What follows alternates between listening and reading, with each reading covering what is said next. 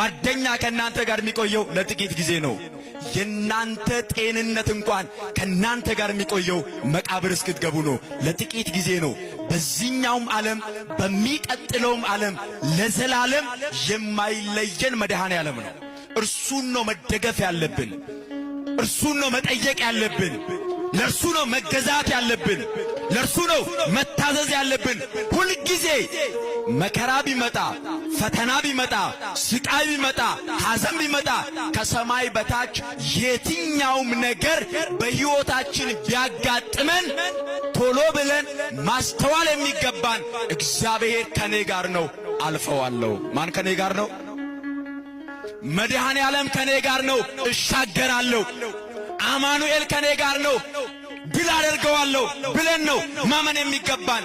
ችግሩ ግን እኛ ሕይወት ውስጥ የሆነች ነገር ስትመጣ ያለንን ነው ቅድሚያ ምን ሰጠው። ገንዘብ ያለው ሰው በገንዘቡ የሚያሸንፍ ይመስለዋል። ስልጣን ያለው በስልጣኑ የሚሻገር ይመስለዋል።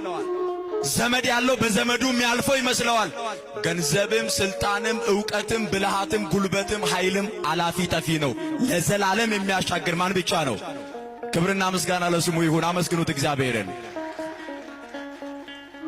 ሕይወት በመካከላቸው ሳለ ስለ ሞት ይጨነቁ ነበር። በጣም ፈሩ፣ ተነገጡ። ከዚያ በኋላ ጌታ ሆይ አሉት።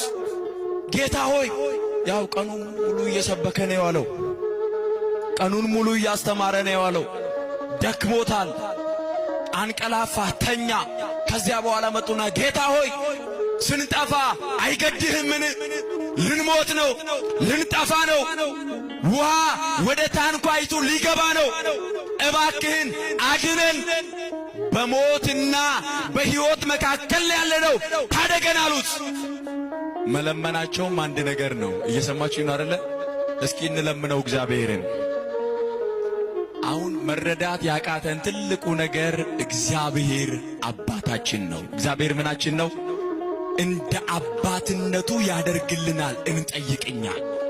ስለ ጸሎት ባስተማረበት ክፍል የቅዱስ ማቴዎስ ወንጌል ምዕራፍ 7 ላይ ጌታችን ኢየሱስ ክርስቶስ ቀድሞ ካስተማረ በኋላ ለምኑ ይሰጣችሁማል፣ ፈልጉ ታገኙማላችሁ፣ መዝጊያንም አንኳኩ ይከፈትላችሁማል እያለ እያስተማረ ቆየና ከዚያ በምሳሌ ደግሞ ነገራቸው።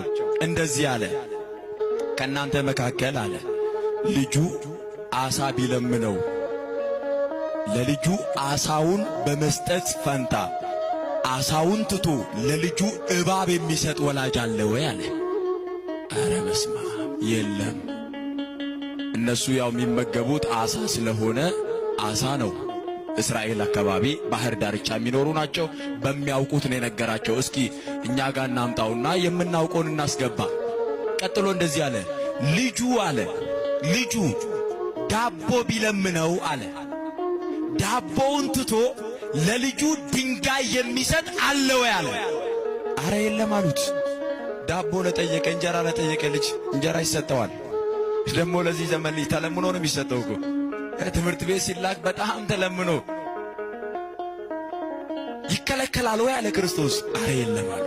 መለሰና እንደዚህ አለ፣ እንኪያስ እናንተ ክፎችና አመፀኞች ስትሆኑ ለልጆቻችሁ እንዲህ የምትራሩ ከሆነ የሰማዩ አባታችሁ እግዚአብሔር ከናንተ በላይ ስለ እናንተ ይራራል አለ። ክብርና ምስጋና ለስሙ ይሁን። አመስግኑት እግዚአብሔርን። እንዳይመስላችሁ በጣም ብልጣብልጦች ስለሆንን፣ በጣም ጉልበት ስላለን፣ በጣም አቅም ስላለን፣ በጣም ማስተዋል ስለምንችል ጥበበኞች ስለሆንን አይደለም የኖርነው። የሰማዩ አባታችን ምሕረት አድርጎልን በርህራሄው ነው ዛሬ የደረስነው። ስለዚህ እናንተ ለልጆቻችሁ እንዲህ የምትራሩ ከሆነ አለ ለልጆቻችሁ የምትጨነቁ የምታስቡ ከሆነ ያውም አመፀኞች ሆናችሁ፣ ያውም ኃጢአተኞች ሆናችሁ፣ ያውም ክፋት ሞልቶባችሁ፣ ነገር ግን ለልጆቻችሁ የምትራሩ ከሆነ የሰማዩ አባታችሁ ከናንተ በላይ ስለ እናንተ ያስባል፣ ደግሞም ይራራላችሁ።